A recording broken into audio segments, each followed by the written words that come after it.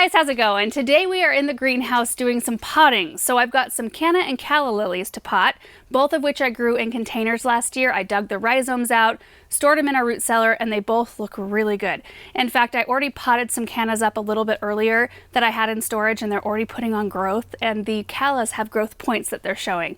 So I'm really excited to see what they do. I also have some yarrow starts. I got 25 Peter Cottontail yarrow plants in the mail a couple days ago, so I want to get those potted up and grown on just a little bit. I have them soaking in a bucket of water at the moment.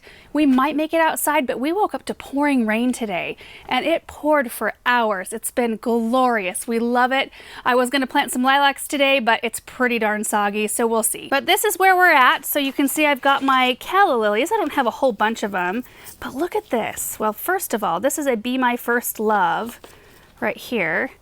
It's a huge rhizome to begin with, and you can see all of these gorgeous growth points. Let me see if I can get the tag off and see it a little better. Yeah, there we go. Look at that. Gorgeous. So I've got these two containers just packed full of calla rhizomes. Boy, that one looks good too. And you can see really clearly how they spread. Like there's a center one here, and then there's a baby, like a little baby offshoot here and here and here. I've not ever separated callas before. I suppose you just do that. We'll pot that one up individually, see how that goes. This is a Be My Prince. And here are the yarrow starts. You can see how huge, look at the huge roots. I think we're gonna have to use gallon-sized pots for these. But you can see where the growth is coming out the top, and they were just a tiny bit dry in the box, so I decided to soak them for a little bit. Usually sets them up for a good start. And then right back here, we've got the clump of cannas I'm gonna be working on. I stored it in its own soil. I didn't put anything around it. So it's kind of dry, honestly, so I don't know what we're gonna find, but you can see a couple of growth points. Like there's a good one right here. There's one over here. So we'll start dissecting this one. But right over here is the other cannas that came off that same clump a little bit earlier. And I potted them up, and they're already putting on gorgeous growth. These are the Cleopatra variety. So they get massive really fast. They can take a ton of water, and they have bright yellow and red blooms. Look at this one though. This one looks different. Is this a different? No, it says Cleopatra. What? Got two burgundy ones there. Should be interesting. Also, I have a dahlia about ready to bloom. These are the ones that I pre-sprouted and grew on early. Look how gorgeous they are. Some of them I pinched, some of them I did not. So you can see I pinched that one right there, which means you just pinch the leading stalk. So that first stalk that kind of shoots up in the center of your plant, like this one right here, I did not pinch. So what you would do is you would follow it down just a little ways and then cut it off right above a set of leaves. And what that does is it encourages side shoots, a bushier plant, and supposedly way more prolific blooming. See how it's already starting to form a couple new sets of leaves, and then there'll be two, branches instead of the one. So it's supposed to encourage longer stems for cutting and more blooms. And this is my first year pinching dahlias. We've grown them in a pretty large area outside, and I've never pinched them, and I get a ton of blooms with really long stems. So if it can be even better than what we've experienced before, I'm all for it. So this is kind of an experiment for me. It's actually a little warm in here. I'm gonna pop the front door open a bit. Hey, Russell. Coming in, dude? Let's start with these calla lilies first. I have some containers that I just saved along with the tray, which makes them so nice to move around here in the greenhouse. We've got our potting soil here. So I'm gonna put in just enough to where I can set this calla rhizome right on top while burying it about 3-ish inches under the soil.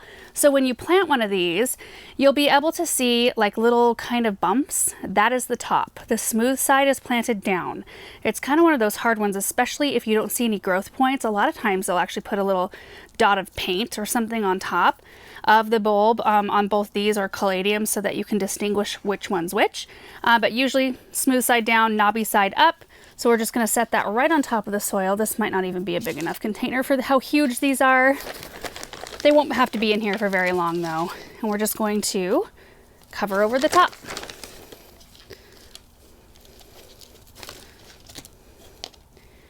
And pop the tag in. Good to go. I'm gonna lay all these out really quick to see how many we have and what varieties we have. So this one that we just potted is Be My First Love.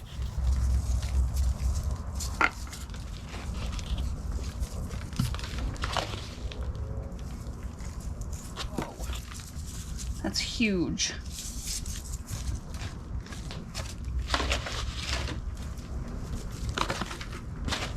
Okay, so altogether we have 5 Be My First Love, so the one we just potted, and then these, which are massive. Look at the size of these. Oh, they're gonna be so gorgeous. We have 3 Be My Sunshine, 2 Be My Hearts, which are little itty bitty ones, which is good because I don't have enough big containers, I don't think, for all of these. And then a whole bunch of Be My Prince. So 1, 2, 3, 4, 5 big ones and 4 little ones. Also, I noticed that one of these Be My First Love has roots, so it's kind of interesting. You can see the bottom of the rhizome, the smooth side, the growth points, and then you can see where the roots come out. So the roots will come out near the top and then they kind of grow down past the rhizome. It's just a really interesting plant. I haven't grown callas for all that long, maybe a couple of years, last year being definitely the most successful year. We had them in containers, all on the brick patio area, which the light varies a lot in that space, from, you know, full sun to kind of dappled shade to really deep shade. And I had pots of these all over the place, and I noticed that they performed equally as well no matter where I had them, and they bloomed for weeks, like not even just weeks, like probably over a couple of months. The blooms last forever. So I was really happy with them and excited to try this the second year with the rhizomes that I saved. I love that. So let's just work on getting all of these potted up, and then we'll move on to the canna.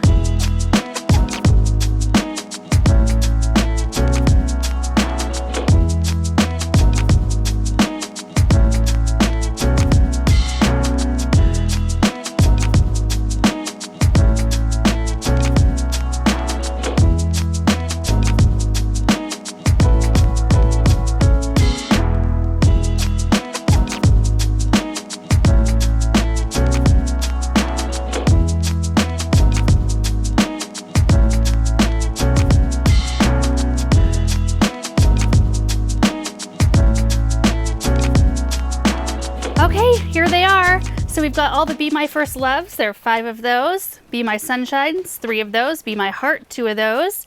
Be My Prince, 5 big ones. And then I put all of the little ones in the same container so that they can all come up and be nice and thick. And you don't have to pot your callas up early. You can wait until all danger of frost has passed and your soil temperature has warmed up enough.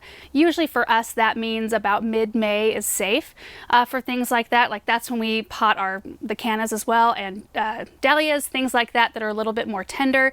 But I figure by potting them up today, since they're already showing growth, they're going to have about a 4-week head start here in the greenhouse, which will be exciting to see just how differently they grow with that head start versus last year. I think I'm going to actually wait a couple of days to water these. This soil is pretty moist, and because I did separate some of the rhizomes, like in here, a few of the little ones have exposed sides that I didn't let sit out to the open air to heal over. So long as we don't introduce a whole bunch of water, they'll heal over on their own. There's still oxygen moving, you know, through the soil, so especially if we keep it a little bit on the drier side for a couple of days.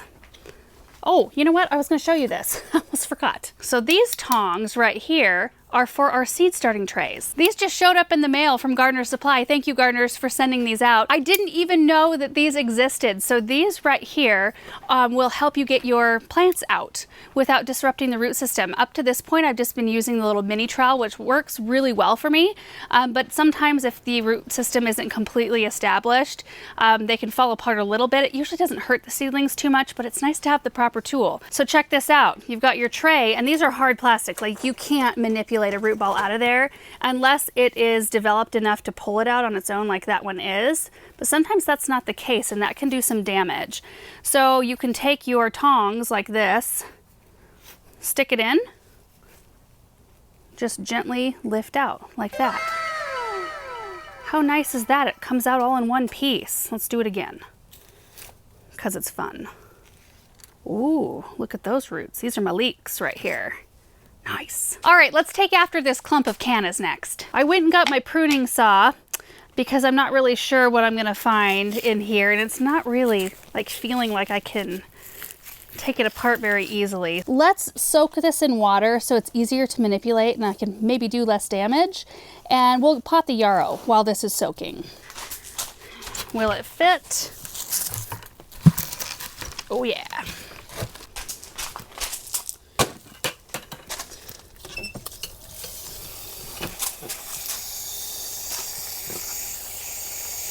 Look at all the blooms on my boysenberries. Oh, it's so exciting. Looks more exciting than this does right now. Clump of nothing. Don't float, don't float. Okay, we're gonna just leave this be for a little bit. Okay, we are ready to roll. I filled my potting tray with potting soil. I'll probably need a little bit more than this. This is like a bag and a half worth right here. I've got only 12 1-gallon size pots, which I think is kind of the perfect size. Well, maybe even on the small side, I don't know. I only have 12 on hand though. Like this one I saved from one of our spring window boxes. I have these though for the other 13. They're a little bit big, but you know, they'll have plenty of room to grow. Boy, the wind is really picking up too. Dang it. It was so nice and still there for a minute. Okay, so the Peter Cottontail Yarrow. I'm really excited to try this variety. I've grown a lot of different types of yarrow up to this point. Firefly Peach Sky is most definitely my favorite. They start blooming middle of summer and go all the way through the end of the season, and then I leave them up through the winter because the stems are strong enough. They withstand a lot of weight on them, but they look really pretty with frost on them, and they're good for forage and things like that for wildlife, and they're also really good when they're in bloom for pollinators. But this variety, the blooms look a little bit different. Typically, you know, the yarrow blooms are kind of like disc shaped. They come up and kind of poof into a disc. These just grow in a kind of a mound, and they're just covered in these little white puffy blooms that almost look like baby's breath. Again, they will bloom just kind of the same bloom time, so summer through fall, zone 3 through 8, and they like bad soil. They do not want to be fertilized. They're not a fussy plant at all. Love that. So basically for the potting, you know, we're just going to put a little bit of soil at the bottom. Then we'll take our plant and kind of guide it into the pot. So it's looking kind of like that. Then we're just going to pack soil all the way around its roots, kind of leaving the crown slightly above soil surface. Shaking the pot always kind of helps settle the soil in around loose roots. I'm not going to worry if there's just a few roots up above either. This one's got a really advanced root system, so I think we're going to be okay. Just like that. So I need to do that 24 more times.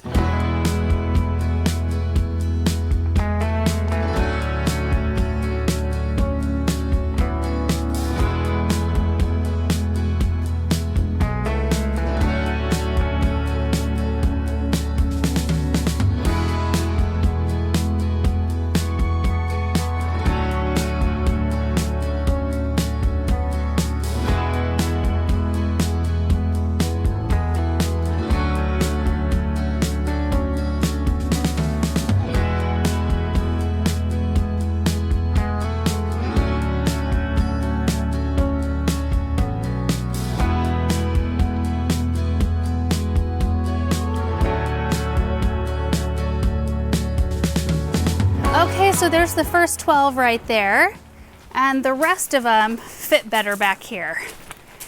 So they're just kind of lining the tables there on the ground. So I'm going to water these in today, and then I will probably give them a minute. When I start seeing a little bit of growth, then I'll come in with some fertilizer and do that. Oh, the sun went behind the cloud.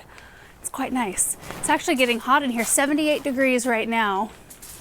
Very nice. Okay, now let's address this clump. Yeah, way more workable feeling anyway. Let's get it to a table. Oh my goodness, so heavy. Okay, so here's the deal. You can kind of see what's going on here a little bit. There's 1, 2, 3, 4, 5 plants in here. These also spread by rhizome, but they look a little bit different. Instead of being round like the calla lilies, they kind of come out straight. And I don't know, like this one has roots coming off of it, but they're kind of brown or black and atrophied there. It still feels nice and firm though, so it may still grow. But see how the roots look so much better right here? They look much more healthy. So I'm just gonna continue kind of just dissecting this clump right here, see what we can get. Yeah, that one looks pretty good. Oh, look right there. That's promising. Oh, this is a perfect example. So here we have a plant right here. You can see it's got a growth shoot right there, really nice, healthy looking roots. And this right here is how they spread. So we have one plant and it has spread over and created a second plant like that. So we're just gonna do one of these like that. And now we've got 2. That one looks good too. Look at that. Okay, so let's continue kind of pulling everything apart and see what we end up with.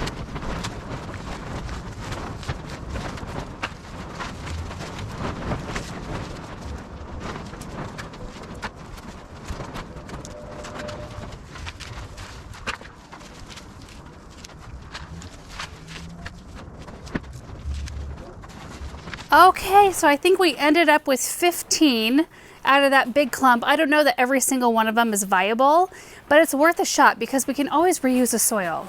You know, if something doesn't take, then we just take the soil out and use it in another container or plant something else in this container. So I've got a few black containers, and then I'm gonna have to go grab a few more of the bigger white ones. But when we're planting these, it's always a little bit more shallow, and you can see where last year's growth was and how the roots are. And it just needs to be right below the soil surface.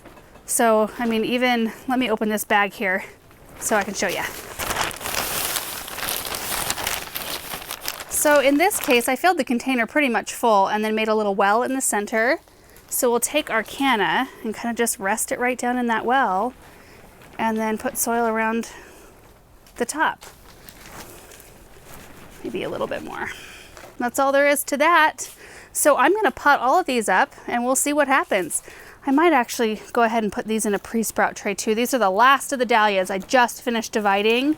Ooh, that one's not gonna work. That one's squishy. Look at this. Ooh, it's juicing. Gross. Now that's not gonna produce any flowers. But like this one right here, this is a clair obscure and it's actually already sprouting because of the heat in here. So I'll pot this one up. There are some random ones that I don't have an ID for that have little growth points. So I'm gonna pot those. And then some of them that I just don't know if they're viable or not, I'll put in a tray to pre-sprout. Like this one, it feels good. I think there's an eye right here. So we'll put that in the tray, and if it's gonna do anything, it'll sprout for us. So I might get that done as well while we're in here, since the wind is picking up.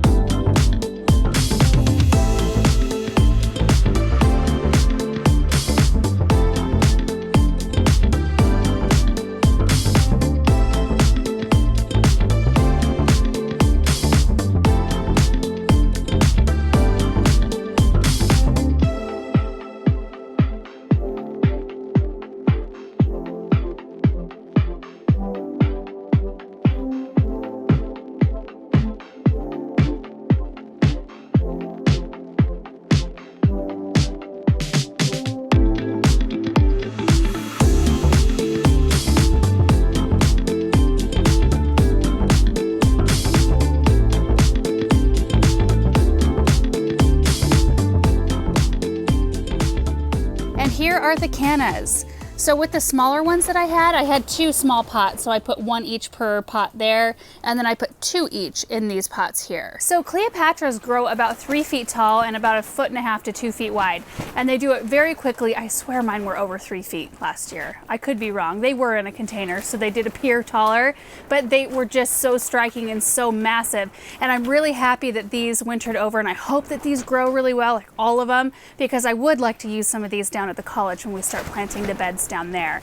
They are a zone 8 through 11, and I think the Callas are a zone 8 through 11 as well. We're a zone 6, so they will not winter over in our soil or in our ground. That's why we have to dig them up and store them. So where I had them stored, they were in our root cellar, which maintained a humidity of right around 50 to 60%, and the temperature was anywhere from boy, I saw it range from anywhere from 35 to 50, right in there. Everything seemed to do okay in those conditions. And with the yarrow, I could, now that it's potted up, watered in, I could put it outside and grow it on cool because they are tough enough to do that. That way when they start growing, they are hardened off and ready to be put right out in the landscape, but I kind of want to get them going, give them a jump start. So I'm going to leave them in here where it doesn't get below 65 in here at night, even though we are still in the 30s at night.